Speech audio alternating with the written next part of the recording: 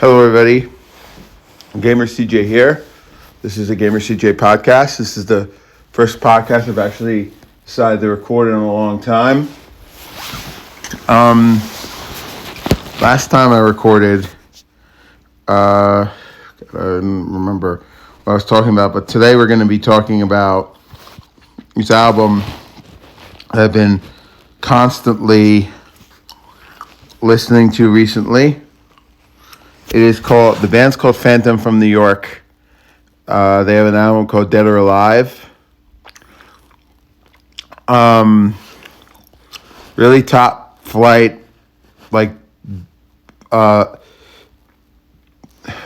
U.S. power metal. I enjoy it. I actually listened to this record before, but now I'm back into it again. You guys probably know I'm a big power metal fan. I love that genre. I love bands in that style. Like bands like Jack Panzer's up there. Bands like early Queensryche. Liege Lord, one of my favorites. I'm actually wearing a shirt from Phoenix Rise. I actually really like Andy McCall better than Joe Cameo, I think his name is. He's okay, but Andy McCall is kind of my favorite. Favorite in that vocal sort of category. So we're gonna get to Phantom Dead or Alive. This album came out in '87, same year as Halloween Keeper of Seven Keys Part 1. The U.S. scene obviously was much different than Halloween's sort of style and rise and everything. You know, a lot of the American bands started in like the early 80s. Bands like Riot, Omen, you know, stuff along those lines. Liege Lord's first album came out in '85. But this band Phantom, very big Priest influence. I did listen to their second self-titled album, and then Cyberchrist, which was the one that everybody says, oh, that's their best. It just doesn't do it. It just doesn't have the vibes as the first one. And maybe I just don't like good heavy metal if I like this one. So we're going to get to the first track, Dead or Alive. Amazing song, title track. You know, it's speed metal too. But then that's what you get for a lot of power metal. You know, just traditional heavy metal in general, I find you have mix of speed, fast songs, melodic songs. You know, that's how a lot of the European bands I listen to, the band Emerald from Holland, for instance, they have a song, Johnny's on the Run. It's like the album Downtown. It's like the same thing. So, for this one, first track, Dead or Alive, it's pretty good. It's a great first track. Now we're gonna get into number 2, one of my favorite songs off the album, Under the Gun. Under the Gun. Under the Gun.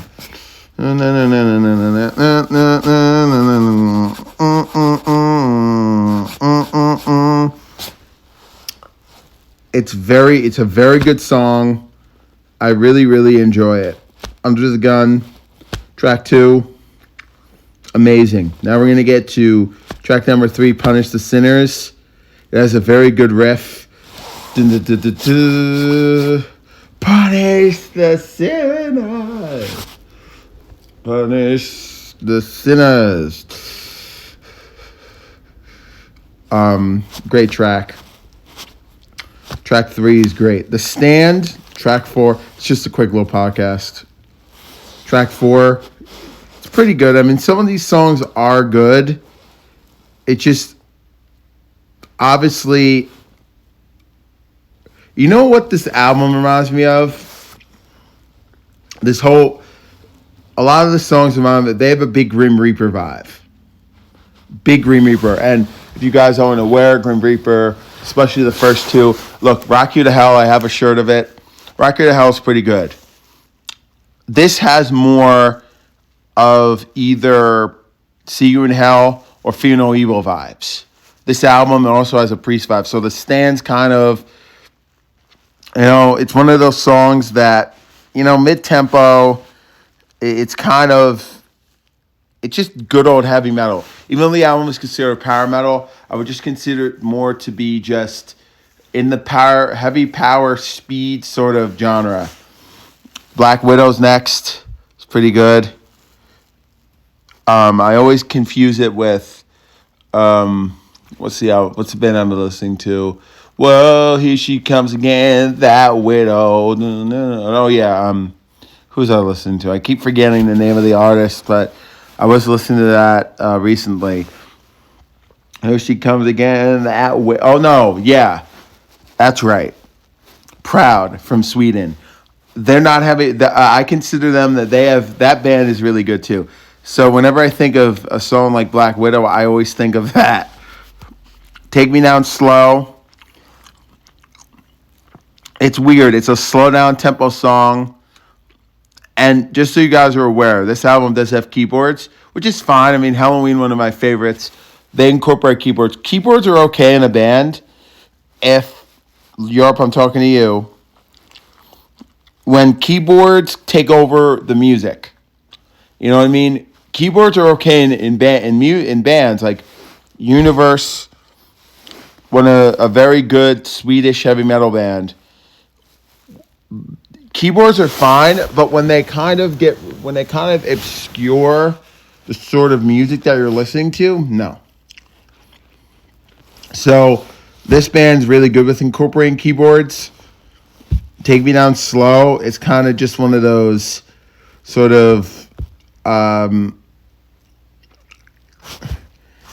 I can't call it glam metal. It's not glam metal. It's just one of those. You know what it reminds me of? Like with Halloween, with like Horizon Fall or Dr. Steen. It's kind of slow. It's kind of that. No. It's kind of a bluesier song, but it's like with Halloween. It's just like it's a goofy song.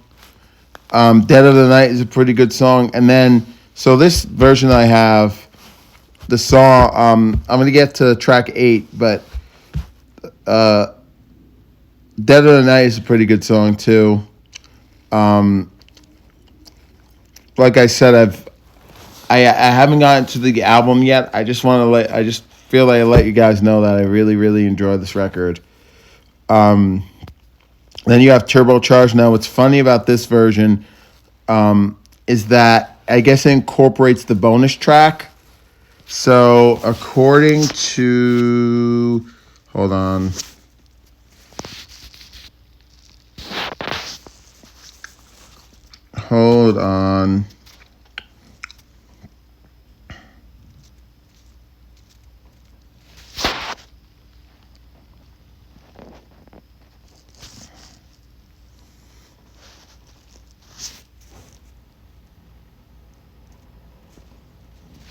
So, this version, and also too, this album needs to be on Spotify. Let's just say that really quick. This album is on Spotify. I wish it was, because then I don't have to download it. So apparently, I guess, well, okay, that makes no sense then. The version I have on my phone, it incorporates certain, so Turbocharged is 4 minutes. Evil on My Mind. So I don't know. I have no issue with it, obviously. Personally, I don't care. It doesn't really matter to me. But Evil on My Mind is track number 9, I think. Yeah, track number 9. So yeah, this album is pretty good. One of my favorites is, this one's I'm serious though. This band is very good. I have no complaints about the album. It's funny because sometimes I listen to it and I'm like, yeah, that's too slow. But then there are other times where I actually don't mind it.